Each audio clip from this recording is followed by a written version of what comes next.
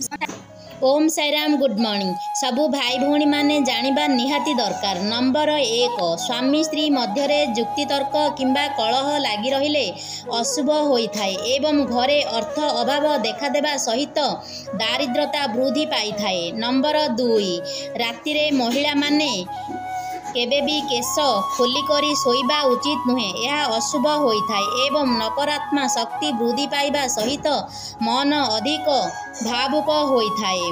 Number 3 निजर सुना गहना केबे काहाकू पिंधिबाकू देबा उचित नुहे किंबा अन्य लोकंको गहना केबे भी पिंधिबा अनुचित, यह अमंगलकारी हेबा सहित स्वास्थ्य खराब हेबार संभावना रही थाए।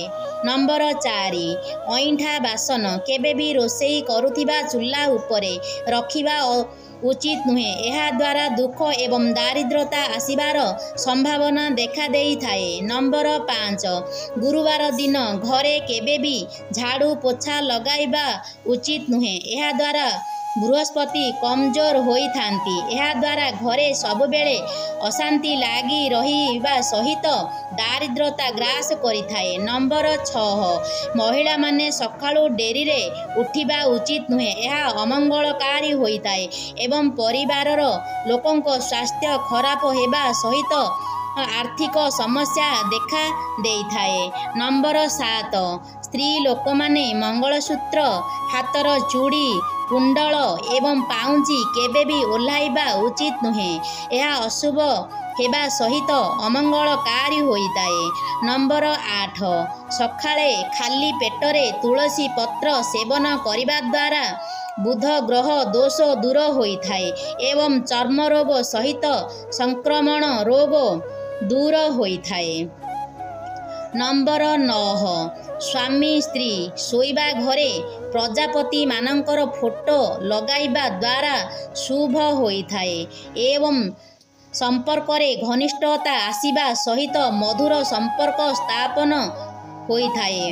नंबर 10 केबे भी अन्य मानक सहित कथा हेला बेले बड़ पाटी करी कथा हेबा उचित नुहे, यह द्वारा ग्रह दोष देखा देइथिबा एवं मानसिक समस्या वृद्धि हेबा सहित कार्य असफलता होइथाए। नंबर 11 सकाळू मुह न धोई अग्नि छुईबा अशुभ होइथाए एवं अमंगलकारी होइथाए एवं रोषेई करिबा उचित नुहे। 12 ठाकुरंको घरे दक्षिणामुखी शंख रखिबा अत्यंत शुभ होइथाए एवं कल्याणकारी होइथाए, यह रखिबा द्वारा घरर समस्त बासदोष दूर होइथाए।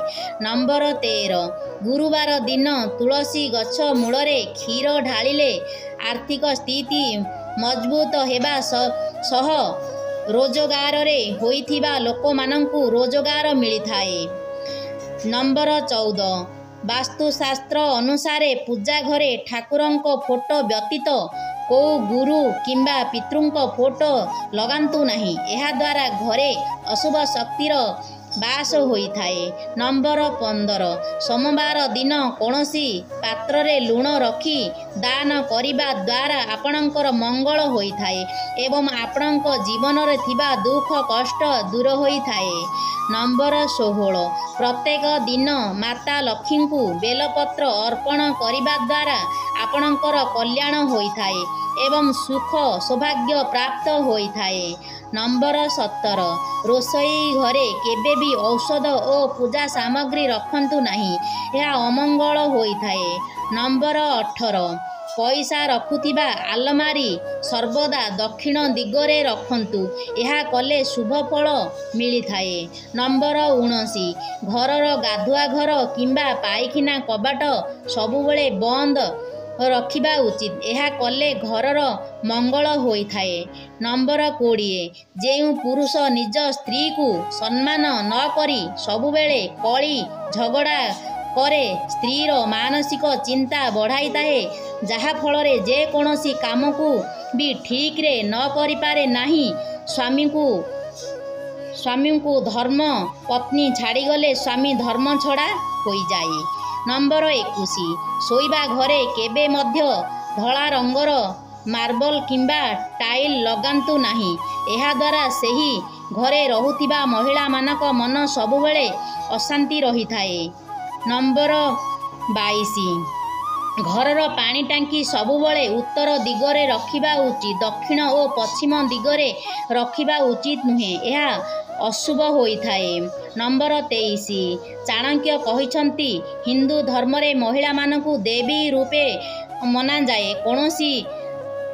କୌଣସି ଜାଗାରେ ମହିଳାମାନଙ୍କୁ ଦେବୀ ରୂପେ ମଧ୍ୟ ପୂଜା କରାଯାଏ। ନମ୍ବର 24 ସ୍ୱାମୀ ଯଦି ନିଜ ସ୍ତ୍ରୀକୁ ଛାଡ଼ି ଅନ୍ୟ ସ୍ତ୍ରୀ ସହିତ ଖରାପ ସମ୍ପର୍କ ରଖିଥାଏ ଏବଂ ସ୍ତ୍ରୀ ସହିତ ଝଗଡ଼ା କରେ, ସେହି ପୁରୁଷ କେବେ ବି ଖୁସିରେ ରହିପାରନ୍ତି ନାହିଁ। ନମ୍ବର 25 ଯେଉଁ ପୁରୁଷ ପର ନାରୀ, ପର ସ୍ତ୍ରୀ, ପର ଝିଅ ଓ ପର ବୋହୂମାନଙ୍କ ସାଙ୍ଗରେ ସଙ୍ଗମ କରେ, ସେ ପରଜନ୍ମରେ କୁକୁର ଜନ୍ମ ପାଇଥାଏ ଏବଂ 7 ଜନ୍ମ ଯାଏଁ ନର୍କ ଯନ୍ତ୍ରଣା ଭୋଗୁଥାଏ। ନମ୍ବର 26 ଘରର ଉତ୍ତର ଦିଗରେ କେବେ ବି ରୋଷେଇ ଘର କିମ୍ବା ଚୁଲା ଇତ୍ୟାଦି ରଖିବା ଉଚିତ ନୁହେଁ। ଏହାଦ୍ୱାରା ଧନ ଆଗମନରେ ବାଧା ସୃଷ୍ଟି ହୋଇଥାଏ।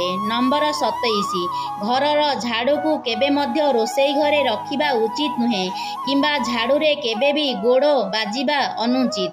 ନମ୍ବର 28 ପୂଜା କରିବା ସମୟରେ ଯଦି ଆପଣ ଜଳେଇଥିବା ଦୀପଟିର ଶିଖା ଉପରକୁ ଉଠିବାକୁ ଲାଗିଥାଏ, ତେବେ ଆପଣଙ୍କ ଉପର ଭଗବାନଙ୍କୁ କୃପା ଦୃଷ୍ଟି ରହିଥିବା ସୂଚନା ହୋଇଥାଏ ଏବଂ ଆପଣଙ୍କୁ ମନୋବାଞ୍ଛିତ ପୂର୍ଣ୍ଣ ହୋଇଥାଏ।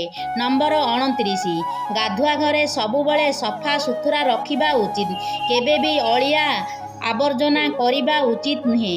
ଏହା ଅମଙ୍ଗଳକାରୀ ହେବା ସହିତ ରାହୁ, କେତୁ ଏବଂ ଶନିଙ୍କର ଖରାପ ପ୍ରଭାବ ପଡ଼ି ସୁଖ ସମୃଦ୍ଧି କମ୍ ହୋଇଯାଏ। ନମ୍ବର 30 ମନ୍ଦିରରୁ ଠାକୁର ଦର୍ଶନ କରି ଫେରିବା ସମୟରେ କେବେ ବି ଘଣ୍ଟି ବଜାଇବା ଉଚିତ ନୁହେଁ, ଏହା ଅଶୁଭ ହୋଇଥାଏ ଏବଂ ଆରତି ନେବା ସମୟରେ ଗୋଟିଏ ହାତରେ ଆରତି ନେବା ଅନୁଚିତ। ନମ୍ବର 31 ସନ୍ଧ୍ୟା ସମୟରେ ଘରର ମୁଖ୍ୟ ଦ୍ୱାର କେବେ ବି ବନ୍ଦ କରିବା ଉଚିତ ନୁହେଁ। ଏହାଦ୍ୱାରା ଘରେ ମାତା ଲକ୍ଷ୍ମୀଙ୍କର ଆଗମନ ହୋଇପାରିନଥାଏ ଏବଂ ଘରେ ସବୁବେଳେ ଦରିଦ୍ରତା ଦେଖାଦେଇଥାଏ। ନମ୍ବର 32 ସନ୍ଧ୍ୟା ସମୟରେ କେବେ ବି କାହାକୁ ରସୁଣ, ପିଆଜ, ଲୁଣ କିମ୍ବା କୌଣସି ଖଟା ଜିନିଷ ଦେବା ଉଚିତ ନୁହେଁ। ଏହାଦ୍ୱାରା ଅଶୁଭ ଏବଂ ଅମଙ୍ଗଳକାରୀ ହୋଇଥାଏ। ନମ୍ବର 33 ପ୍ରଖର ସୂର୍ଯ୍ୟ କିରଣରେ ଅଧିକ ସମୟ ଯାଏଁ ଠିଆ ହେଲେ ଆୟୁ କମ୍ ହୋଇଥାଏ। ନମ୍ବର 34 ପିତ୍ତଳ ପାତ୍ରରେ ଭୋଜନ କରିଲେ ଆତ୍ମା ଶାନ୍ତି ଓ ଶରୀର ସୁସ୍ଥ ରହିଥାଏ। କଦଳୀ ପତ୍ରରେ ଭୋଜନ କରିବା ଦ୍ୱାରା ମାନସିକ ଶାନ୍ତି ସହ ଆୟୁ ବୃଦ୍ଧି ହୋଇଥାଏ। ନମ୍ବର 35 ଭୋଜନ କରିବା, ସ୍ନାନ କରିବା ଓ ଶୌଚ ସମୟରେ ନମସ୍କାର କରିଲେ ଦାରିଦ୍ର୍ୟତା ଦେଖାଯାଏ। ନମ୍ବର 36 ଘରର ଛାତ ଉପରେ ଦକ୍ଷିଣ ପୂର୍ବ କୋଣରେ ପକ୍ଷୀମାନଙ୍କ ପାଇଁ ପାଣି ପିଇବାକୁ ରଖିବା ଦ୍ୱାରା ପରିବାରର ଆୟୁ ବୃଦ୍ଧି ହୋଇଥାଏ।